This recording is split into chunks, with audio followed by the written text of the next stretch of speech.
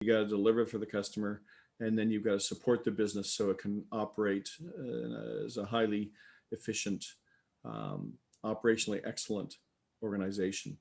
And if you look at your own business, it's usually not very hard from that framework to look at it and say, we're performing well in these. I work with a lot of engineering firms, and a lot of them are just great at delivering on projects, but they're not so great at going out and getting business. So really figuring out where the gaps are and where companies need to develop and grow is critical to being able to do this. The other thing is, when we deal with owners of companies, one of our simplest questions to see if they're even sellable is, can you take a holiday for 2 months? Because if you can't, then really you don't have a sellable business. And then you really have to build and support the team, all of those things to get it into a position where somebody's going to look at it and see real value there. Okay, next slide. These are examples of some of the ways in which you can really make the biggest difference in terms of how to increase the value of your business. And in terms of branding, branding is actually one of those things. I've actually seen companies where the entire reason they get bought is because of the strength of their brand. Okay, next. Right now, what I'm going to do is I'm going to hand it over to David. David, if you want to take it away and share with us all of the great information that you put together. Thanks, Brad. So just from what Brad was saying, maximizing the value of your business, the key really is to make all of the aspects of your business grow. And one of the strong areas for most businesses in building market share and building customer relationships is to create a strong brand. And we see examples in the market all the time, and here's a good example here. If you look at Apple, one of the biggest companies in the world, revenue-wise, at $322 billion, and over the last year has grown, or over the last 2 years has grown to 38% increase in revenues. We look at Amazon, same thing, 200 billion. Microsoft, 166 billion, and Microsoft's grown quite substantially. Google and Samsung. Why is that? Well, it's because they built a strong brand right from the start, and they've managed to maintain that brand. And the key is some of the principles that I'm going to talk about today as to why these brands work. But why are brands so important these days? Well, if we, and probably many of us are in the same vintage, if we go back to the 70s, we had 3 TV channels, black and white newspapers, and traditional media. There wasn't a lot of options when it came to media. And in the 80s became the golden era of creative marketing and really the launch of branding as a way of positioning a company in the business, because in the 70s they sold products, and companies and media controlled the message. In the 90s, when the internet came along, what happened was that formula flipped around, because with the internet now, the audience started to control the media. And today, a lot of the people through social media change the message simply through social media channels. And so the challenge we've got is, how do we stay alive and present in the minds of our customers with all the commotion going on and all of the messages 24/7, 365? So what's brand equity and what's brand value? David Aker, who was really the father of modern branding, says brand equity is the importance of the brand in the customer's eyes. And brand value is really what the financial world sees as significance that the brand carries.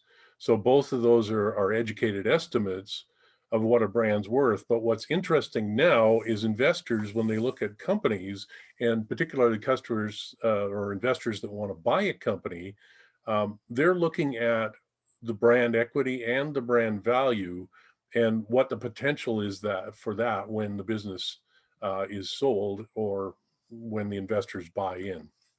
So the other thing that's happening in our world today is really Uberization.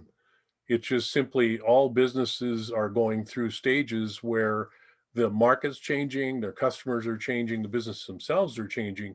And if we look at what Uber did to the taxi business, Airbnb did to the hotel business, and it goes on in the market, and it's not going to stop. It's going to continue.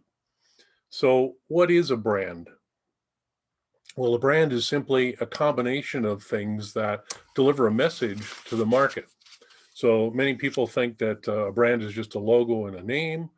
It's not. That's part of the formula. The image is what the market sees, but behind that is the values that we're trying to deliver to our marketplace through the messages we deliver in our brand and also through all of our marketing channels.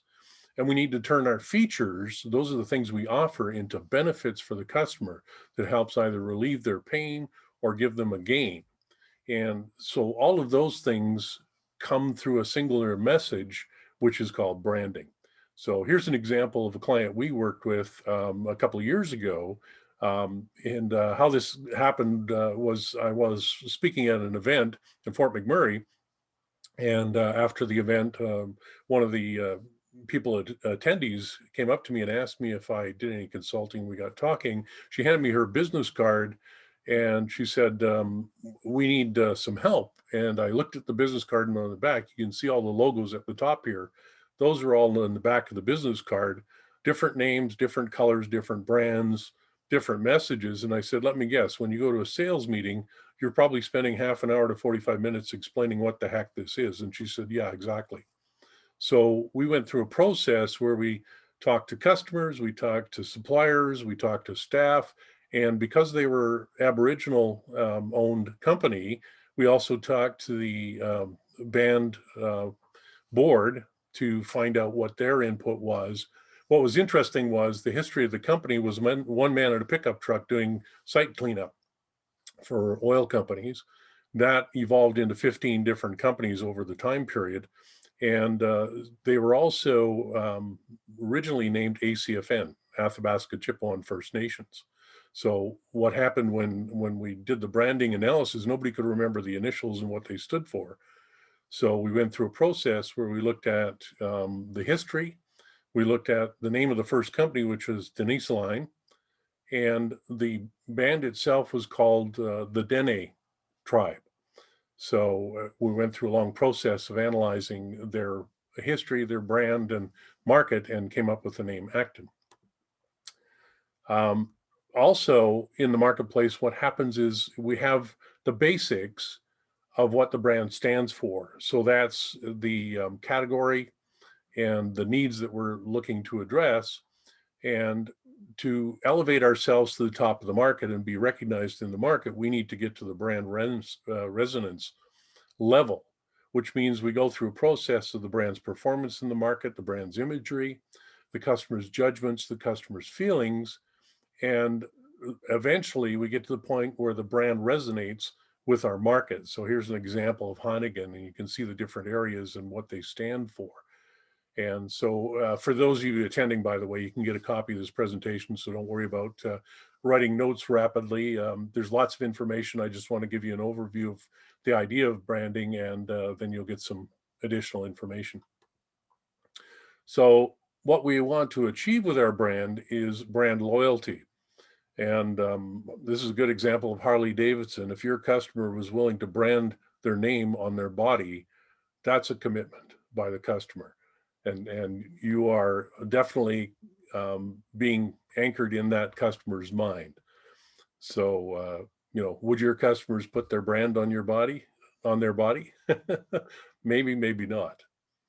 So the branding process begins with strategy, not tactics. And what most businesses try and do is they try and shortcut the process by doing tactical things like posting on social media or sending out information through email or handing out brochures and so on. But the problem with that around branding is there needs to be a strategy behind why you're doing those things. So why we're doing it is we need to understand what the customer's buying motive is. And so these are the 6 prime areas that people's gain or loss comes from. So it's either profit or gain in some manner, fear of loss, avoiding pain, comfort and pleasure, love and affection, and pride and prestige. And so the challenge we've got is to figure out where their pain and gain is, and then connect our brand message to that market in that way. And now one of the processes that we do in branding is to develop a persona, which is really an overall understanding of who our key customer is. What do they look like? What's their background? What's their personality style? What's their goals, ambitions, frustrations? And what are their motivations? And what other brands do they follow? What other brands are they invested in? Because when we can understand that, then we can start to understand the preferences our customers have to brand choice. So this is an example of a customer we worked with back a number of years ago, around the time one of the worst recessions happened in Western Canada. And what happened was many of the business owners, quite wealthy business owners in Western Canada, could not get loan approvals by the banks because all the bank control was in Eastern Canada. And they got fed up and they said, well, we're going to start our own bank. So they started Bank of Alberta. And then they merged with a bank out of BC called Pacific and Western Bank, and they needed to rebrand. So we went through a process of working with the merger, trying to determine their goals and objectives and who their customers were, did a survey of customers, and launched a new bank called Canadian Western Bank. At the time, interest rates were 23% for a mortgage and 11% for car loans and so on, and personal loans were around 11% as well. So our slogan that we used to attract customers was "the real interest was you." But what was also interesting when we surveyed the market is there was seniors and business owners in the market, and they wanted convenience. They wanted drive-through banking, sit-down banking, and telephone banking. So Canadian Western Bank was the first bank in Western Canada to build those things into the banking system, and hence built quite a substantial bank. So the brand is really a combination of things. It's the brand plan. So what are we going to do from a perspective how the brand is used, where it goes, what the messaging is? We're going to look at the architecture of the brand. So how does it work with products and services and the structure of how the brand is used? And also brand management. Where do we use the brand? How is it managed? And how is it kept consistent? Because one of the things that most businesses have a challenge with is not being consistent in how their brand is used and displayed. So also we need to look at our marketing and sales, the messaging, the media that we deliver through, the offer that we have, and the timing in the market as well. And all of those things are important to be able to make the connections with the market. So there's several different ways we can brand. Procter & Gamble, you're probably all familiar with, have a gazillion products under their portfolio. So they have what's known as a house of brands. Everything falls under Procter & Gamble, but each product is branded. Marriott is an endorsed brand. So all of their hotels carry the Marriott endorsement. Apple is sub-brands. So Apple is the company, but all of their products are under the umbrella of the Apple brand. And Virgin, everything is named under the Virgin umbrella. So it's a branded house. Those are some examples of brand architecture. This is a company we worked with that launched in the financial world in Western Canada, and they were providing leases and mortgages and finances. So we started out with Venstar Incorporated, and then they had sub-brands of Venstar Leasing and Venstar Financial. And so all of those had to be built consistent with the messaging to the markets. So the second part of the process is really determining the positioning. How do we put the brand in the mind of the customer? And the key here is we need to understand what goes on in the mind of the customer such that we can actually build our brand to connect with their needs and wants and their mental process. So one of the things we don't want to do is exactly what Mabel did here, and that is just put everything under one umbrella, and none of it's connected. You know, beauty parlor, chainsaw repair, and nightclub. Not really a consistent or coherent brand. And she's trying to be everything to everybody, and we can't do that with a brand. So how do we name a brand? Well, we name it by determining the shortest message we can deliver to the market and keeping the name coherent with the market such that they get the message quickly. Second part is it has to be unique, has to stand out. It has to be something that we can actually trademark and protect. It needs to be consistent with the category type. So what I'm talking about is in the industry that you're in, the products and services, you need to be consistent with the messaging that is in the market already and what the customer understands. It can't be confused with the competition either. So don't be an also brand. And one of the ways to do that is distinguish some of the brand components and the brand messages. And it also has to be free of hidden meanings in foreign languages. So a good example of that goes back to the 70s with Chevy Nova, one of the most popular cars at that time in North America. Sold like they couldn't keep the production up enough to be able to sell it. They entered into Mexico and didn't sell. And the reason being, if you translate Nova into Spanish, it means no va. In other words, it doesn't go. Who wants a car that doesn't go? So we also have to look at the foreign language aspect of our brand, especially in the international market. It has to be easy to remember. It has to look good in type, so the word or the name for the brand. It has to be available for a domain name. So a lot of times people create a name and a brand, and then they go to register it as a URL and a domain name, and they can't do it because it's already taken. So it also has to be free of trademark infringement. And that's a challenge in the market nowadays is because there's so many different brand names out there. We need to be able to look at it and say, can we trademark it? And it also has to be consistent with the brand's personality. So I'll talk about that in a few minutes about personality of the brand. Color is very important because it connects with emotions, and our visual sense is one of the strongest senses that we have. Over 83% of our messages come through our visual sense. So we need to be able to connect our messages through color and be able to connect the emotion to those colors. And here's some examples. If you look at, for instance, red, many different words for it. And if you look at Coca-Cola as an example, bold, excited, um, powerful. They had many messages around love in their campaigns and so on. So each brand and each color has a connection with the market in their mind. Typography, the fonts make a difference too. So if you look at these messages here, they're incongruent. I mean, you look at masculine, does that look very masculine? Or feminine, does that look very feminine? And you look at military, would you trust that military operation to protect you and your country? Shapes make a difference. Even without the colors, even without the brand name, we still know most of these brands and we recognize them because of their symbology. So symbols are important as well.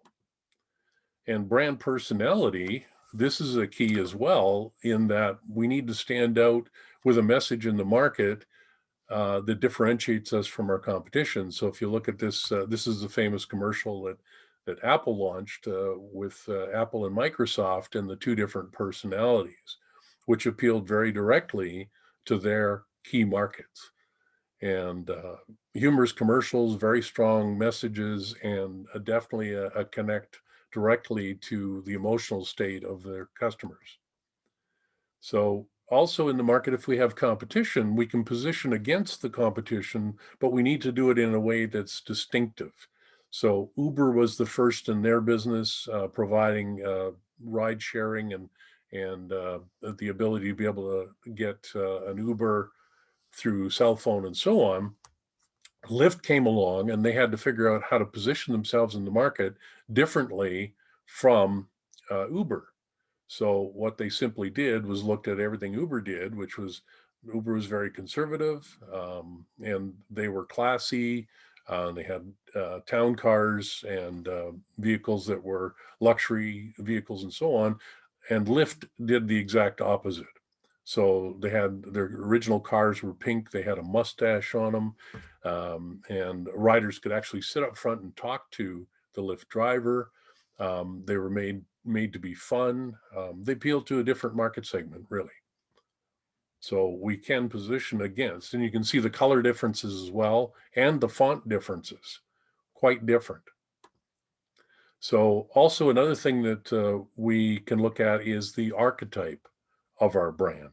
And what I mean by that is each brand has a distinctive characteristic or personality in the market. So if we look at these different examples, particularly you look at Nike. Nike is seen as the hero image. Harley, the rebel.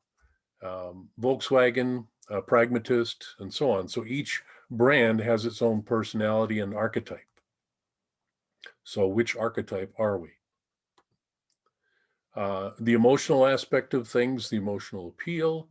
If we look at TELUS, TELUS went from a very conservative, buttoned up company with lots of technology, but they were losing market share and customers were not happy. And they changed their branding completely and went with a slogan, "The future is friendly." Their logo itself was like threading the needle. So the idea was basically changing how people thought about technology and making the technology the way to give the customers what they wanted. And they also used the animals. And what's interesting, in coming from the advertising world in the 60s and 70s, as I did, we often said if you put an animal or a baby in an advertisement, it'll sell. So TELUS picked up on that idea and came up with their whole animal campaign, which has been extremely successful for them. So the key here is, as Jack Trout, who's the author of co-author of Positioning, which was one of the first books talking about branding and positioning in the marketplace, he came up with a message that said differentiate or die. And the key here is if all else is equal, the only deciding factor for the customer is price. So we need to look at what the differentiating factor is for our business, and that comes through branding. So we thought we'd have a quick discussion around your brand and what role does it play in your business, and how would you rate your current brand in the market? Thanks, David. So before we have a discussion, this is one of the unique aspects of, as we call these network shops, is we're going to give everyone a chance to participate. As a matter of fact, we're going to insist that everyone participate because there's a ton of business experience here within the room. And there's a lot of insight that we can all share with each other. And so we really want to uniquely capitalize on that. And so I'm first going to ask everyone to quickly introduce themselves, just kind of name, company, just a soundbite about what you do. And then what I'd like to do is take 2 minutes and have each person write down their thoughts before we stop. So there is going to be some silence just so that you can kind of get your thoughts together around those questions that David described, which are in orange there. So I'm going to start with Robin. Do you want to start? Quick intro. Hey, everybody. My name's Robin Oxley. Nice to meet you and join the group here. I'm a financial advisor with IG Wealth Management. I'm super interested in entrepreneurship and helping my clients, achieve their goals. So that's partly why I'm here, but I love learning about this stuff too. So thanks for having me. Super. Thanks, Robin. Clayton, do you want to go next? Yeah, Clayton Roska. I run an oilfield service company out of Grand Prairie, and we're been at it for about 25 years exactly. And we're a bit of an enigma. We're completely unique, but yet kind of unknown. So I'm thinking we have a big opportunity around marketing and branding. So not so bad on the branding side, but awareness is a big issue for us. Excellent. Thank you. Great. Robert? Good morning, Rob Welke. I'm a co-facilitator for the program this morning. Small business advisory and helping. And the big thing, Brad and I have created the Mexit program, which is that maximizing the value of your exit process. And I'm here to learn more and about branding, and also to get involved in the process. Excellent. Thanks, Robert. So let's take the 2 minutes I'd mentioned, get your thoughts organized, and then we're going to have a discussion around this in 2 minutes.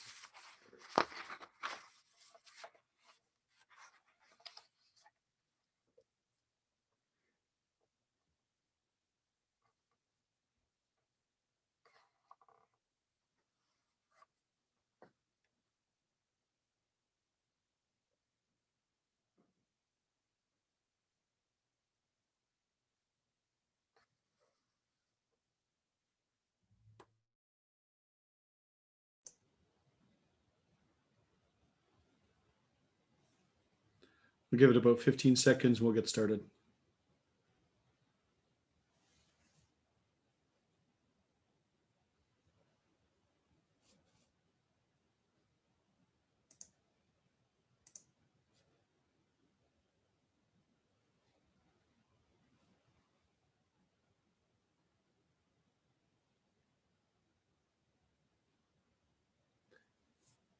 So Robin, I'm going to start with you again.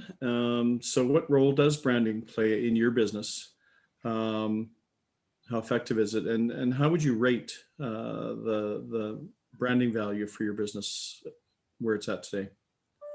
Yeah, I mean, my business is a little different because I do work under the umbrella of another company that I don't have control of. So that's always a frustration for me. So really my branding is just me and my sparkling personality, right? So, I do try to brand things by being professional and still, have a fun process for financial planning, because it's not known to be the funnest thing to deal with. So for me, it's doing videos and social media and things like that. So it's basically 100% me. As far as that, we're working on it every day and we have limitations. So I would really rate myself about a 5. We have some good reviews on Google and things like that, but that's about all I can do.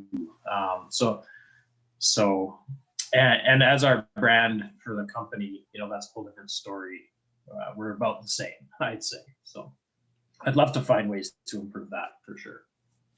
So we'll get into it a little more, but I'm curious because in a sense, to me, it sounds like you've got kind of a co-branding situation where I'm assuming one of the reasons that you got involved with the overarching company is to benefit off their brand recognition. Yeah, I feel in my business, I suppose in my particular space, it does help, but it's really not a driving factor on who becomes my client. It really isn't. It's 100% me and my team. I feel like they're the product and nobody cares about the product. We're in the service business, so the product is important, but the product is very similar to what's out there in the marketplace. So It's a service-based business. So I really do feel that people actually forget who I work for sometimes. So, they look at their statements and they see my name. So it's super important. I wish I could do more to create a brand for myself. Okay. Well, I'm going to go through each one of us, but I think probably when we get into a little more discussion on this, David can come back and probably has some great ideas, and all of us will chip in too. So let's go on, Clayton. What roles does branding play in your business today? You'd said your stealth marketing program is working very well. Yeah, that's How right. would you rate your current branding value to your business? Yeah, I think we went through a renaming process a couple of years ago, or a few years back, and for reasons that were unrelated. Well, I'm going to say unrelated to marketing, but it had partly it was a marketing issue as well. So we renamed the company, and at the time I was of the mind that we had a pretty small customer subset and everybody knew what we did. But it turned out that that's not exactly true, and we're looking for customers who don't know what we do, and we're not exposed to. And so we've been I'd say our culture is very focus on execution, and over deliver, and we're not big about blowing our own horn, and maybe to a fault, like corporately pretty humble.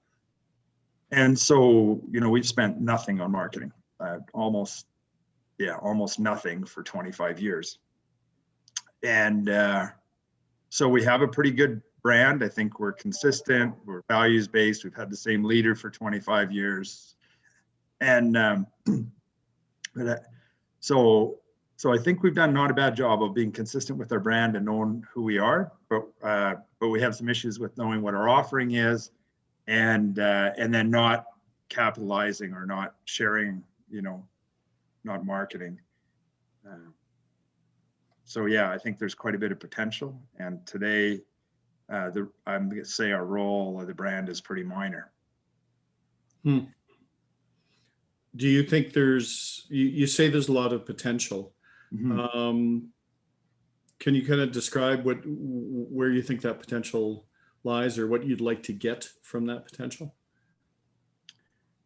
Well, we do a few different things. And so one thing that we've heard from our customers, consistently over the years, is like, oh, I didn't know you did that.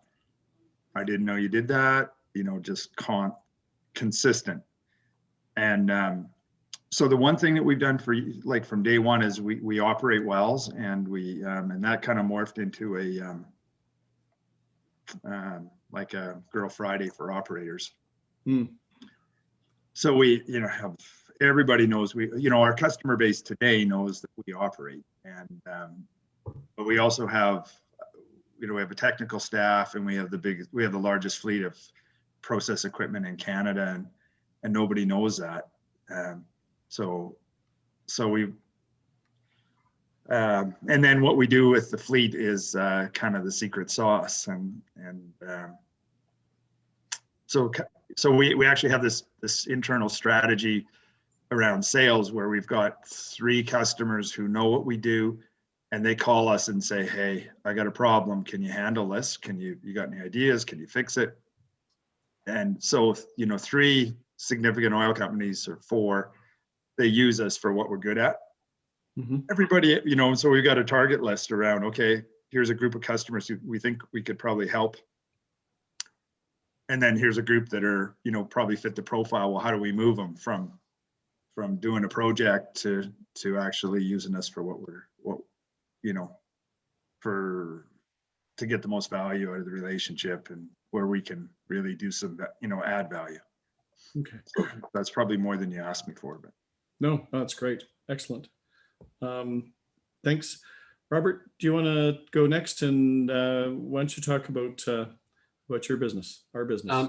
Yeah, well, role is going to play an extremely important part of the branding is going to play an extremely important part of what we do in our business, because we're at the stage it's brand awareness. I mean, as Brad mentioned at the beginning of the conversation, there's lots of what to do lists out there on how to prepare a business for a sale. And that's really where our primary focus is positioning a business for an ultimate sale. But there's not a lot of how to. What are the steps you have to actually follow to make it happen, as opposed to, well, here's a list of things you got to take care of. So one of the things we firmly believe is once a deal has started, you can't change the value of the company very much. You can't move the needle. So if you want to create the maximum value in your company, you have to do it before you initiate the deal. So that's why we have the 3 phases to our process. So brand is going to be an important part of the messaging that we have. And right now I would rate our current brand at around 2 to 3 at max, because the awareness just isn't there. But we are new and we are evolving, and we are getting out there and talking to people and letting them know about our process. And we're gaining traction, because part of our messaging, quite frankly, is there's not enough advisors helping companies get ready. So we're going to give you a toolbox if you want to use a toolbox, because many companies want to use advisors that are local to their region, if they have them. And so we want to be able to provide that toolbox to local advisors to help them as well. So part of our business strategy is to actually help other advisors help their customers become successful in this. So in a sense, I think what I'm hearing is you're kind of describing 2 different target markets, because in branding, in order to be effective, as David was talking about, you really need to, first off, define who is it I want to serve, what's important to them, and what messaging is going to be relevant, and kind of present to them what they need that they can relate to. Yes. So really the target market is, our ultimate target market is the actual small business, medium-sized business owner, right? Helping them create their legacy, helping them exit their business successfully. But the secondary target market is really related to that same target market. But the secondary target market is finding advisors to use the process to move that needle. Because like Brad said, the statistics in Canada are abysmal around business transitions. We need to move that needle. And that's our why, right? We need to make that transition process more effective in the country. Excellent, thank you. David, I'm going to call on you. Could you kind of talk to Robin's situation and kind of what he described, and let's kind of have a discussion around the challenges he's got with kind of an overarching brand, but really his own personal brand being the one that's going to differentiate him, or so he doesn't die, as you outlined. So do you want to speak and have a discussion around Robin's situation first, and then your thoughts around Clayton as well? Absolutely. Yeah, the key in financial services, as you're involved in, and very much like realtors, is you need to establish a personal brand. So the challenge is you can't step outside the boundaries of your restrictions under financial advisor licensing.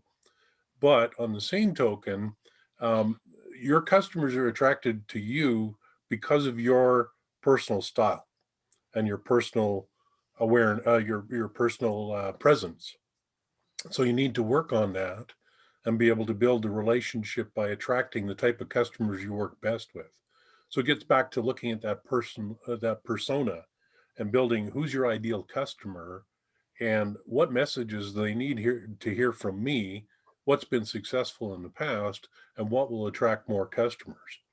So the personal brand doesn't necessarily have to be a logo or anything like that, but it's building that profile of yourself such that you're appearing in the networks and in the market in the place where you need to be, where you're attracting those customers.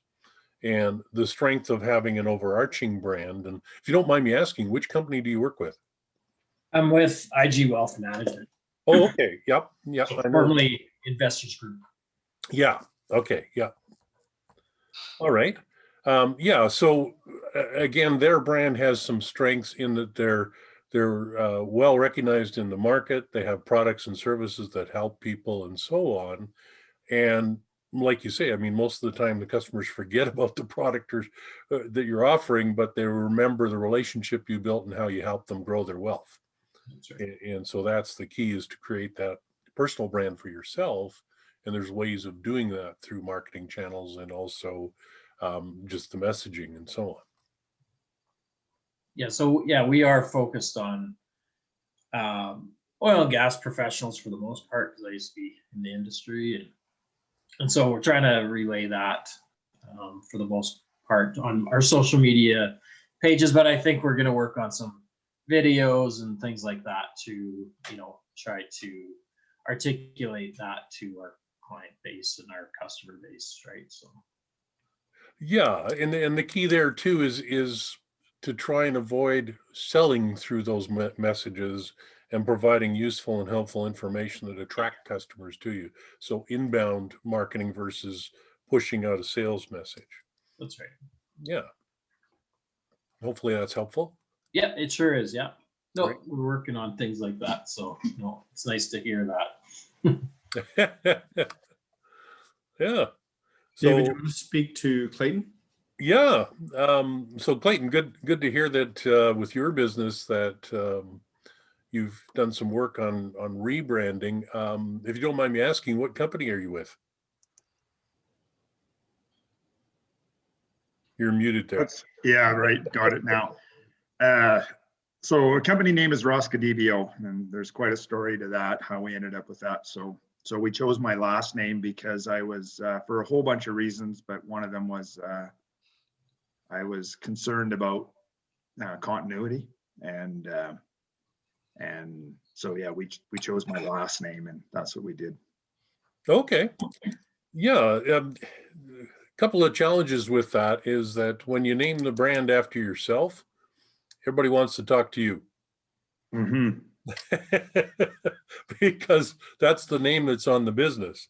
Yeah. So in many cases, that's a challenge, because they don't see other people representing your company as the decision maker. That being said, your personal reputation in the market, getting back to what Robin and I were just chatting about with his business, is your personal brand is equally as important now as the company. And so your reputation, your experience, your presence in the market is also part of the profile of the company. Mm-hmm. And so co-branding those is important. The other aspect as well with it is that because it is a personal name, you need to build a personality within your company. Who's your ideal customer? What do they look like? What's their persona? How do they like to be served? So in other words, what's your messages to them on a personal basis that attracts them to your business? Mm-hmm. And some of the other companies that you're not doing work with, it's probably because they're not aware of that connection. They're not aware of the connection you have with the other companies that you're working with already. So you're in a position where you're in the company for life because your name's there. So building it to exit may be a challenge until you get to the point where there's enough presence in the market with all of the people that work with you and with the services and products you provide, that you can step back from the company and operate the company independently. So good that you've gone through a rebrand. Good that you are out in the market there with some solid clients, especially in this day and age. But I think the key is really to look at how can you build the personality connection with the type of customers you attract, and the type of personality your company has that's going to bring those people in the door. Bring those personal connections in the door.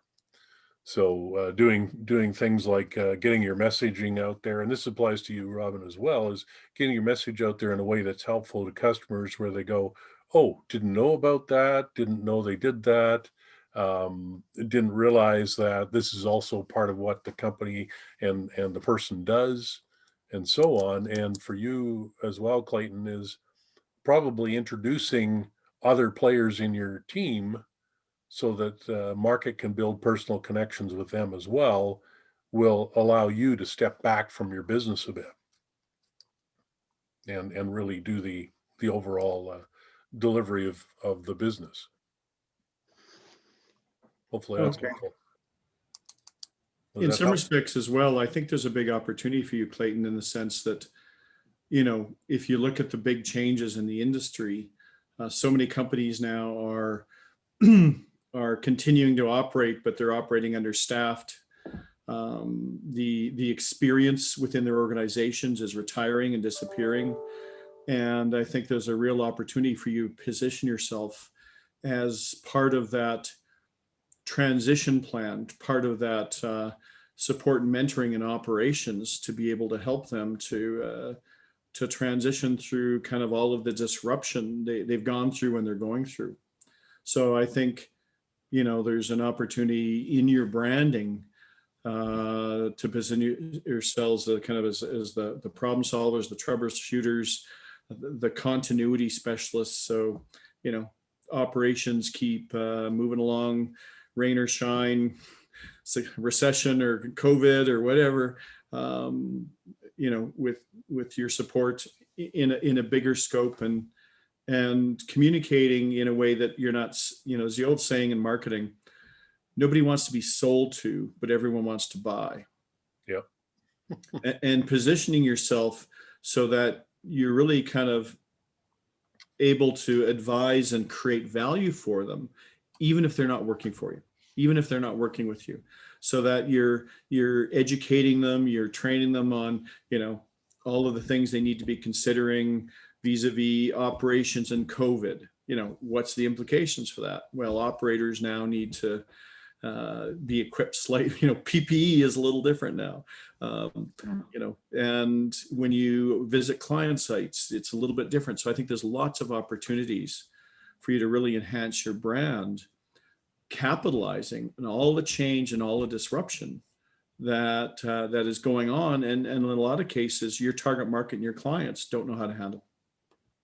And I think there's another piece here too that we've kind of overlooked is you've got this brand 25-year personal brand that you've developed because you've been there.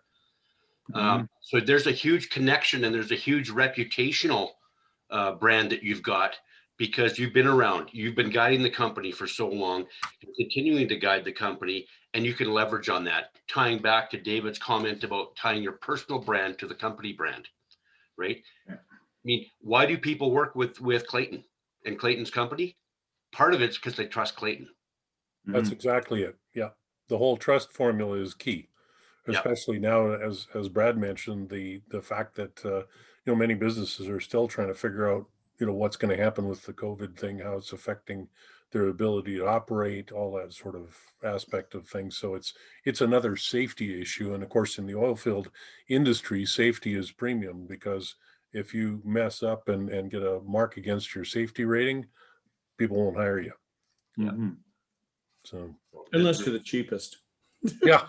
Nobody wants to be that. Exactly. That's right. Yeah, exactly. But yeah, I mean, bang on. I think that's the key is really tying your reputation, your personal brand to what the company offers and the relationship building and trust, especially in this day and age and the way the market is. Also showing the ability to be able to save money, reduce risk, operate efficiently. All of those sorts of things have to be part of your personal brand. Clayton, having been in the service industry and got a quick question for you. How old is the oldest client that you have? How long have you been working with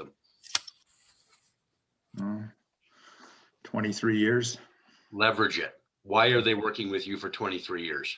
Right. Oh, man. That was our thing. We had a couple of anchor clients that stuck with us through thick and thin. Yeah. And you know what? We leveraged that. Why do you think people are working with us? Because they trust us. They know us. We built a relationship. Why can't we build that same relationship with you? Right. Yeah. Okay. That's Except you've got to build that. If you want to be able to make it sellable, you've got to build that into the DNA of your organization. right.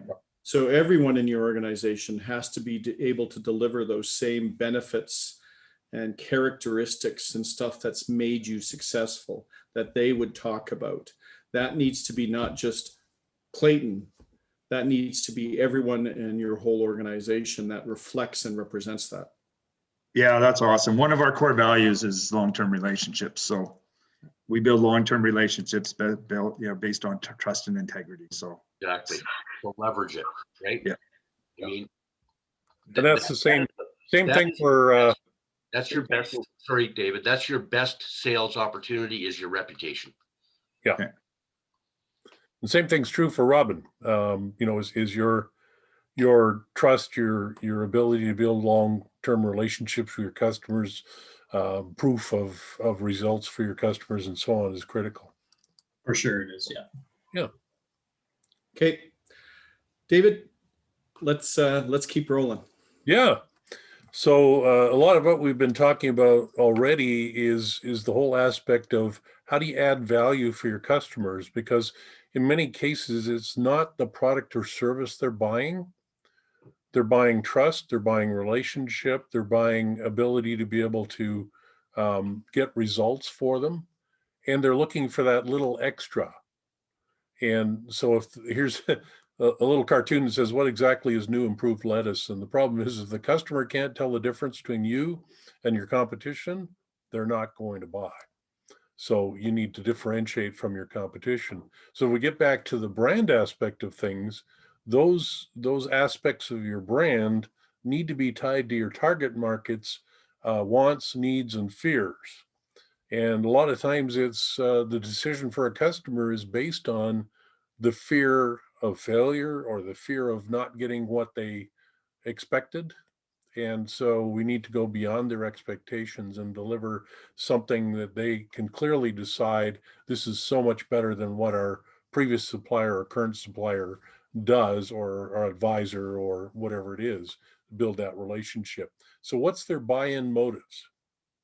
What motivates them? And is there a fit between your brand and your customer in everything that we'd already talked about? So that comes down to what's your value proposition? What is it that you offer to a customer that's a step above your competition or a step above what they're already doing, which in many cases it may be nothing. I mean, financial planning world, a lot of people aren't doing anything because they're broke, they're in desperate straits, they're having to remortgage their house or whatever. So how can you help them? And here's what's interesting is 91% of consumers would rather buy from an authentic brand. So this gets down to what's your personality, what's your style, what message do you deliver on a consistent basis that makes your brand authentic. And also customers have a need for an emotional connection. Even in business to business, they will do business with somebody who's a higher price if they perceive a higher value for what that person's delivering. So if we look at Starbucks as an example, one of the things we need to do is map our customer's journey. What's the process from our initial contact through to the sale and the follow-up? And a cup of coffee doesn't seem like much, but Starbucks manages the customer's journey and the customer's experience all the way through the process. And that's what keeps the customers coming back and why they pay $5 for a cup of coffee that costs them 10 cents or 20 cents. So the real key here is telling the right story. We all grew up learning from story. We learned about values, we learned about principles in life, but we also hear a company's story and we want to know more. If it's the right story, the right message, and offers the right value to the customer, they will ask for more information. So there's studies now in marketing around neural connection in the brain and how messages are perceived. So literally when customers receive a message that's different from what's in the market, it actually starts a process of creating new brain cells, and those connect with past memories. And also things like dopamine and activity in the frontal cortex, decision making.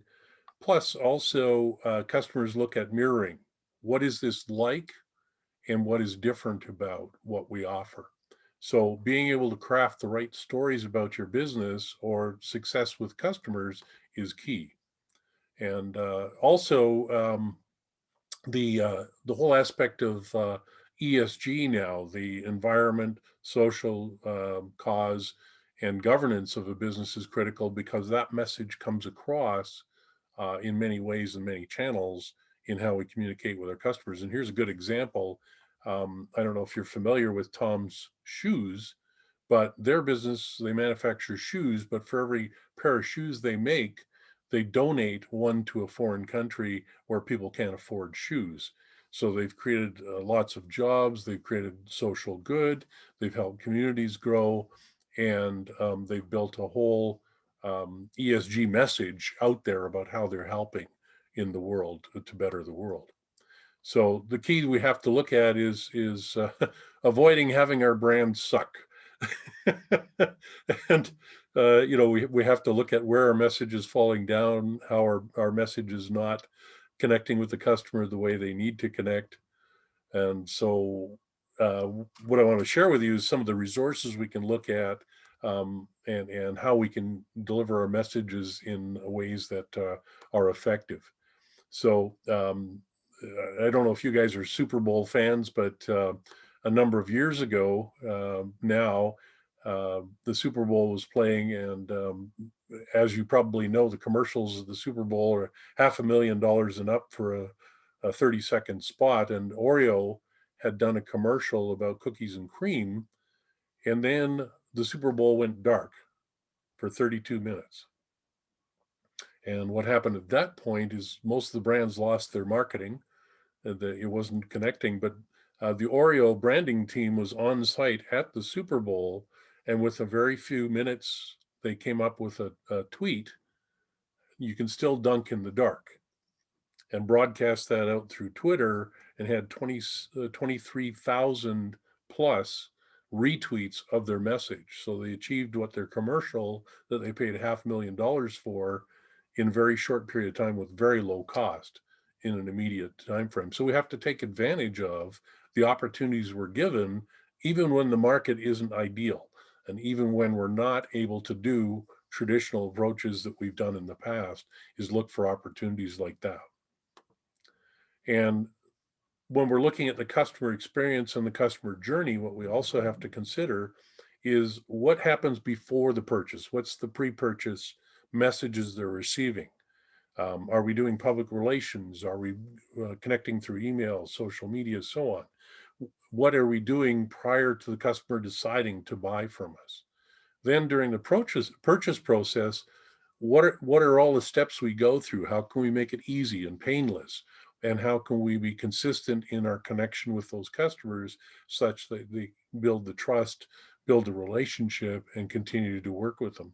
And then in the post-purchase, what are we doing to improve our services with those customers and keep them as a long-term customer? So a lot of times what happens in business is we get so caught up in here in the purchase mode or in the sales mode, trying to pitch customers and get them in the door, that we forget we've got existing customers that we have to continue the relationship, maybe even when they're not necessarily buying right now. So what do we do with our messaging? What do we do with our branding? How do we keep those customers top of mind? So the best strategy in this aspect of communicating is we need to work with our brand through the owned channels. So that's things like your website, your mobile site, your blogs, your Twitter feeds, and so on, things that we can control. Also through paid channels. So what do we do in the way of paid communication? That could be advertising, it could be display ads, it could be billboards, it could be trucks, it could be, there's a lot of different channels we can use that are paid. And then what do we do as earned? And this is the most critical one, in that if we can build connections and third-party endorsements through publicity and promotion through media, they're endorsing what we do. They are saying to the customer, we're the best at what we do, we're the most easy to work with, so on and so forth. So things like word of mouth, creating a buzz about what we're doing. and building that viral connection through things like social media. In B2B, LinkedIn is probably the best channel. In B2C, Facebook is probably one of the best channels, Facebook and Twitter, to be able to connect with the markets out there. So what do we do in the way of earned, paid, and owned media to be able to connect with our customers? So, and then of course, the other aspect is just keep communicating. So we want to keep track. This is the other challenge for most businesses, is we don't track where our messages are, what they're doing in the market, and what the return is on those messages. So are we getting 1 in 10 responses from our emails? Are we getting, one connection out of 100 on social media? What's the numbers? What's the message process? What's interesting in the B2B world right now is they're saying that the average buying cycle is about 18 months, and it's going to get longer. And last year in particular, it even extended beyond that. So what do we do in the way of being able to keep those people in the pipeline till they buy? And so the other aspect of it as well is looking at the brand management. And what that is basically looking at all of the things that we're doing, and are we doing it effectively? So what's our plan for our brand? What's our marketing and communications plan? What value propositions are we offering to the customers? And are those value propositions offering them something that they're interested in? Is it bringing them in the door? What's our sales process? How do we get our message to the market? What's our profits? And are we increasing in profit, decreasing in profit? And so what's happening in that area of things? And who are our stakeholders? A lot of times we fail to realize that in business, we're trying to sell to the end user or the customer, but we forget that there's also the community around us. And this is where this whole aspect of ESG comes in, is that sometimes we're with somebody in a totally unrelated business situation. We connect with them, they build a connection with our personality and who we are, and we tell them about what we do. They share that message with somebody else. That person becomes our client. So it's that whole environment of stakeholders that we deal with. And then getting back to what are we doing to improve our products and services? So that's the brand management aspect of things. Our identity is only one small part, but it's a very important part, because of visual sense and being able to recognize brands is critical in the market. So that's pretty well getting down to the end of the presentation. So we talked about strategy first, not tactics, being able to position your message in the mind of the customer in an effective way, adding value, looking at our resources and what's the best process we can go through to be able to build that solid customer journey, and then keep on communicating and tracking what we do. I think Jeff Bezos says it well, be customer obsessed. And keep working, keep doing it, keep the process up, and build that customer connection. So that leads us to our next discussion point. Brad, I think you're muted. Unfortunately, you have the wrong slide. There was a different slide for the second discussion. Oh, do you have it handy there? I do, but what I've done is just go back to that slide. That's fine. Okay, yeah. I put the questions in the chat. So what we want to have a quick chat on this time is, what could make my brand unique and relevant to my target market? What are the 3 most impactful things I can do to enhance my brand value right now? So let's have a discussion around those questions. But what I'd like to do is, since really we want to focus on Robin and Clayton's business. So let's have a discussion specifically. We'll start off with Robin. Again, like I said, if you can keep an eye on the chat. What could make my brand unique and relevant to my target market? So Robin, I'd like you to to think about that for your own business. What are three most impactful things I can think of to enhance my brand? So take 2 minutes, and then we're gonna chat about your business. Okay. Clayton, same for you.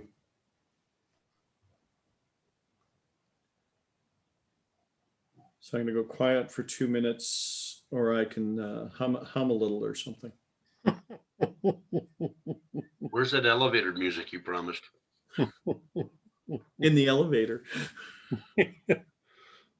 Which nobody's going to these days.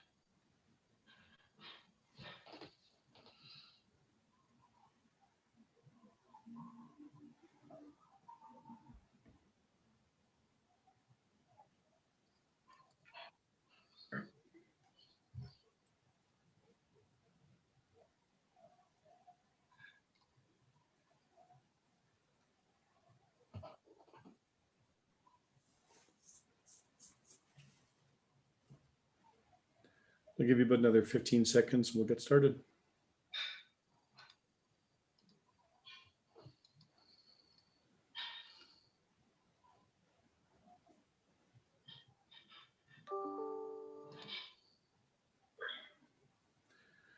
Okay, Robin, what are your thoughts around making your brand unique and relevant? I suppose,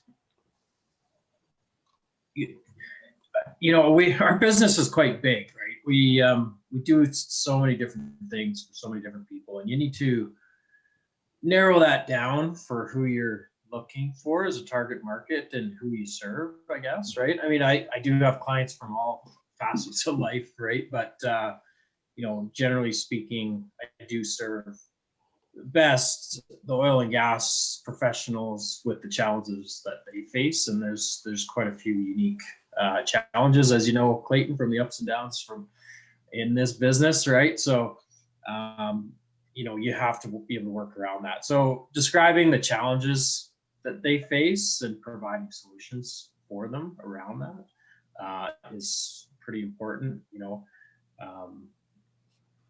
A lot of people do tend to live in the upswing and live it up, and they don't think of the bad times and aren't prepared for that. So that's something to focus on. So there's quite a few different challenges that people have, and what they do with their money, how to, it's really word of mouth and getting my word out there. So, a few things I'm doing is trying to do seminars and webinars at companies, which is hard to get through, especially in the bigger companies, through their HR program, because they don't want to talk about money or anything like that. But it really is education and empowering people and giving them the options for them to decide, because most people don't understand what their options are, right? So some Google reviews are good to have, because people Google you now, and any time I buy something on Amazon, I'm looking at the reviews. So I'm assuming other people are doing the same thing about financial advisors. Still quite a challenge to just get your clients to do that for you, right?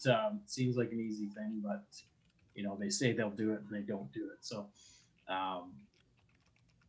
doing some videos and maybe some client videos that describe how we've helped them build their retirement plan and give them peace of mind, and even estate planning.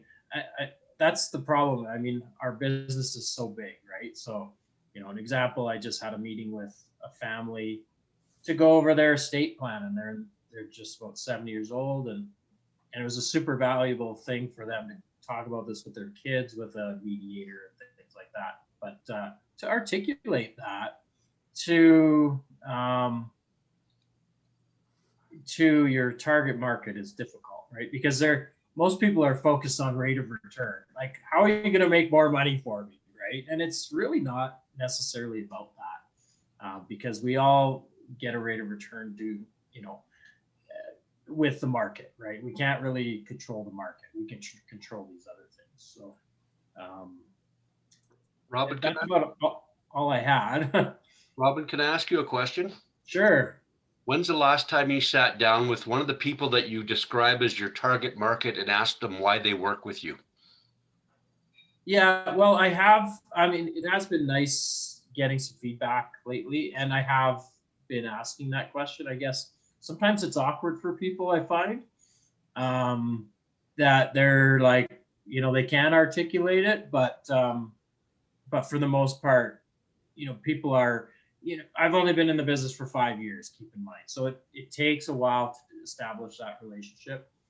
And now I'm getting to the point where I can ask that question because I've proved myself with them, especially through these tough times, right? Or tough markets and everything else. So, it's a great time to ask that question. And we are definitely, going through that and asking that question and trying to get some reviews and things like that. So, but I can answer that if you want me to. No, but I think that's what you need to do. I mean, people work with you for a reason. Yeah. And that actually will apply to Clayton as well. People work with you for a reason, or get them to articulate why, because then you can use that to attract more of your target market. Mm-hmm. But it goes back to what David, and I'm going to let you speak on this quickly because we need to get to Clayton. But it goes back to what you kind of put forward earlier around the customer activation, identifying, getting your clients to help identify what their wants and their needs and their fears are, and particularly which are the most important ones, what's really driving their behaviors. And then being able to speak specifically to that, because obviously what you're doing is addressing those.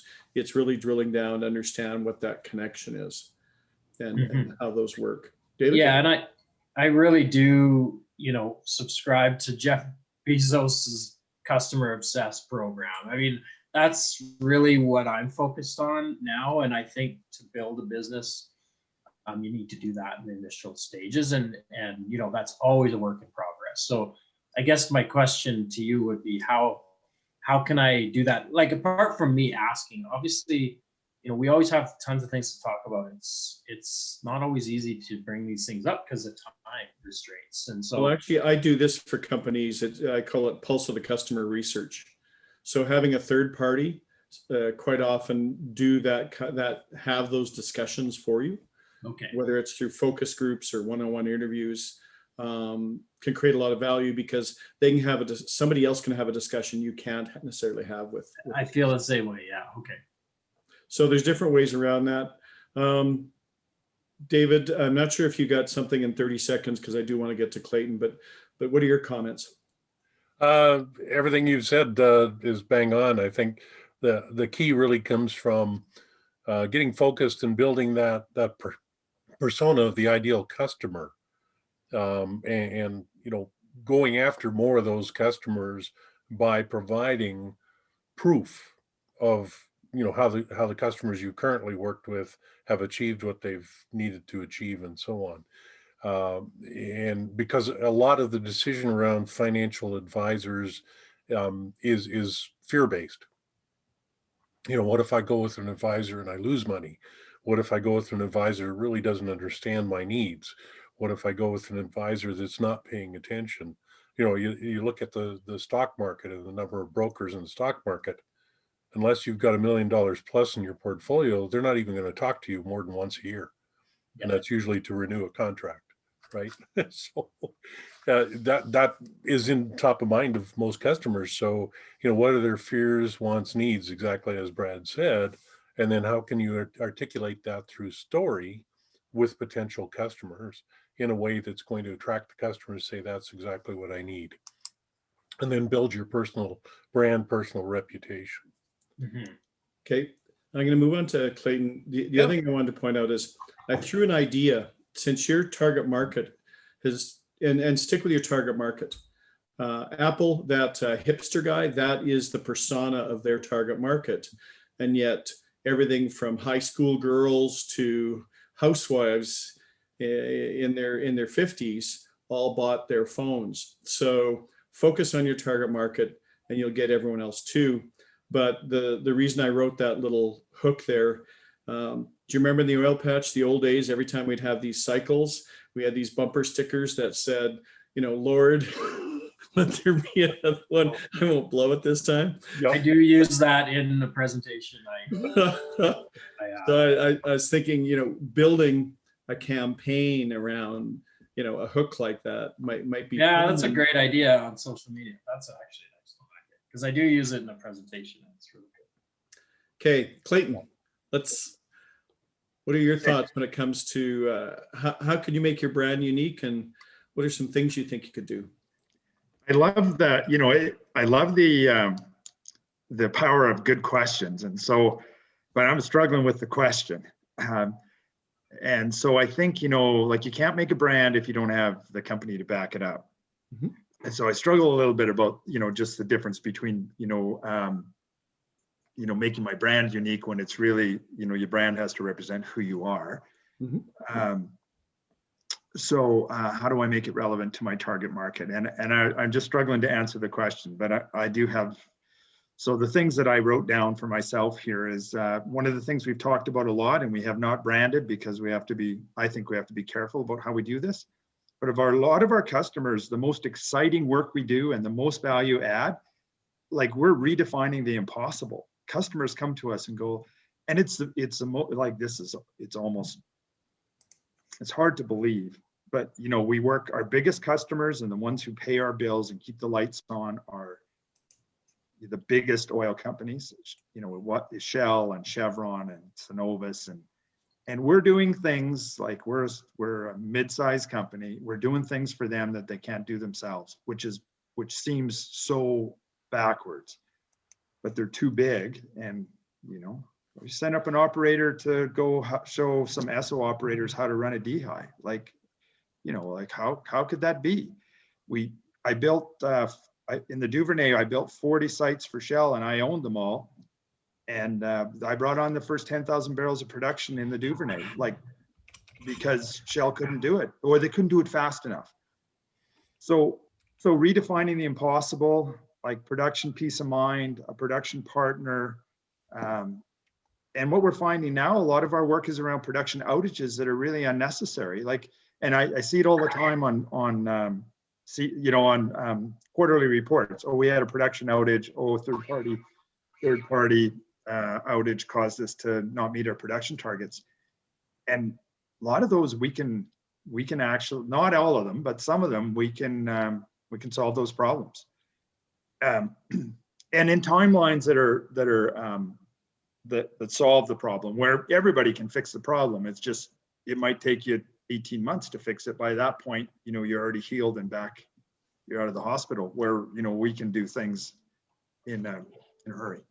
You kind of solving their problem before they even knew they had them? Well, yeah, maybe. And that's, our vision statement is to anticipate and fulfill our customers' production problems. And so, that's a big part of who we are. And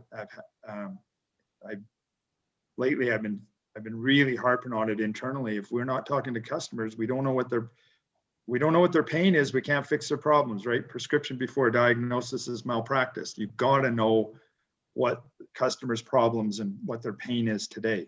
So your real strategy is customer intimacy then, right? Really getting to know your customers well. Well, it is, although it's a challenge, and it's a challenge. And yeah, I know, I feel your pain because people change and move around. It's difficult to maintain that intimacy, but yeah, it sounds like that's what you're trying to do anyway. Yeah, for sure. Like you never get to second base if you can't slide into home if you don't get past first, second, and third, and you have to have those relationships in order to people to tell you what their problems are. You Yeah. can't solve them if you don't know what they are. Agreed. Yeah. And, you know, so. Anyway, David, your that's, thoughts?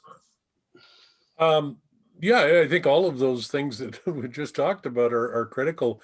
And again, I think for you, getting back to building that personal brand connected to the company brand and getting all of the people in your team to understand what that brand is and what it represents, and then um, getting good at being able to tell stories about the difficult situations, because customers will open up to you if you share those stories with them and say, when we were working with this company, and you don't have to name the company, but Mhm. tell the story in such a way that it addresses some of the issues these companies may not even know they have. Because the problems with the shells of the world is they're so big that a little problem that happens somewhere in a field north of Fort McMurray probably never ever gets the decision maker. And so that decision maker needs to know there's somebody that's going to take that pain away. That's an interesting comment. A lot of times, some of our best stories and our best successes have come from rule breakers. So Yeah. Shell in particular, you get, this is the way we do it. Like, don't get outside that box. Now you get somebody who's new to Shell, and they go, this is ridiculous. We can do this. And they make a phone call, and we've done work that's way outside the box, but we're competent, we're sophisticated enough, but we're super nimble. So we sit in the market in an interesting place. Like a lot of the public companies can't compete with what we do because they can't move fast enough. And so I don't need to go to a board of directors and ask for capital. And I don't, you know, if we sit and we talk about it, if it makes sense, we go do it. And Yep. So do you, what is your message? well, you know, our message today, no, we don't, our marketing is just about zero. We've lately been focusing on just like do something for marketing. So we've been just telling little stories about, here's what we're doing today, here's what we did, here's a project we got going. So yeah, a focused campaign, no. Can I make a couple of suggestions? Go ahead. 2 suggestions. One, you're in a unique position because if you solve a problem for one person, there's probably 50 others who have that problem. Right. So what you want to do is start to create value by making them aware if they encounter this situation, there is a solution and here's what it looks like. So that really positions you as a thought leader, that positions you as a solutions company, that preps you so that when that does happen for them, that it's there. Mhm. And, you know, I think in terms of there is a transition going on now. You know, I'm not sure about you, but there's so many people in the industry, relationships I've had for years who are now retiring. And for a lot of those kind of companies, you are the continuity. So you have a unique role that you could play in some of these situations to provide continuity to those clients. And then the last piece is when you talked about some of those rule breakers and stuff, there's an Einstein had a saying that I love that probably would reflect what you do sometimes. And that's, he said, you can't solve a problem with the same thinking that created it. Right. And so for a lot of your clients, getting that message across that, you know, what's the problem you've created today? And then as Einstein said, you know, you need other thinking to help you solve it. We're the other thinking. Mm-hmm. You're the outside the box people. Yeah. Okay. Anyway, those are just some thoughts off the top of my head. Yep. David, do you want to basically kind of wrap us up for today?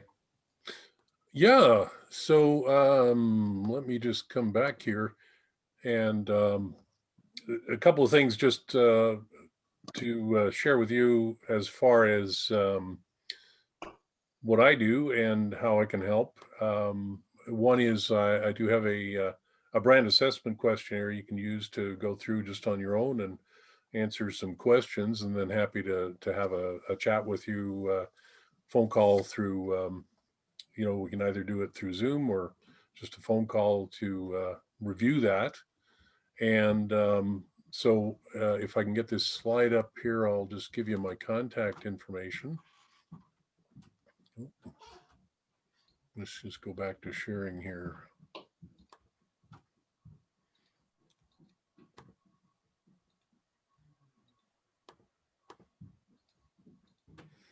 So there's my contact information. There's the brand assessment, and can always send that out to you as well if you'd like.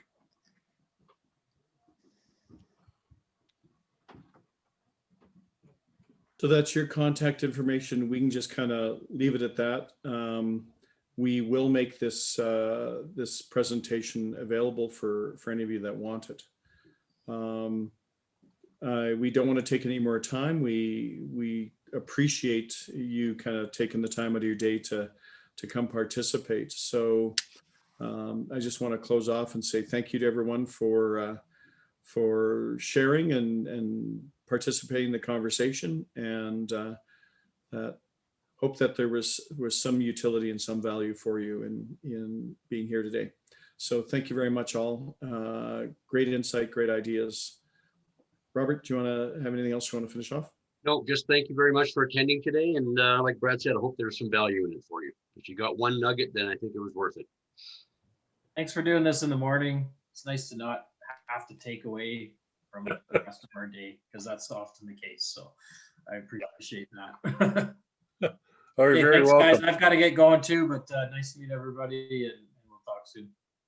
Yeah, Clayton- pleasure meeting both of you, and look Yeah. forward to chatting further. Take care. Clayton, you and I got to figure out where we've touched base with each other before. Petro-Canada, we were both EITs in 1984, That's, 5. that's so- what I thought it was. Wow. Mhm. Okay, no more old man stories. Okay, Wow. All right. Thanks. Nice meeting you, Clayton. Take care. yeah, Yep. bye for now. You guys want to stay on? Nope, we're good. Okay, Thanks, everyone. Thanks, All right. David. we'll chat later. Yeah.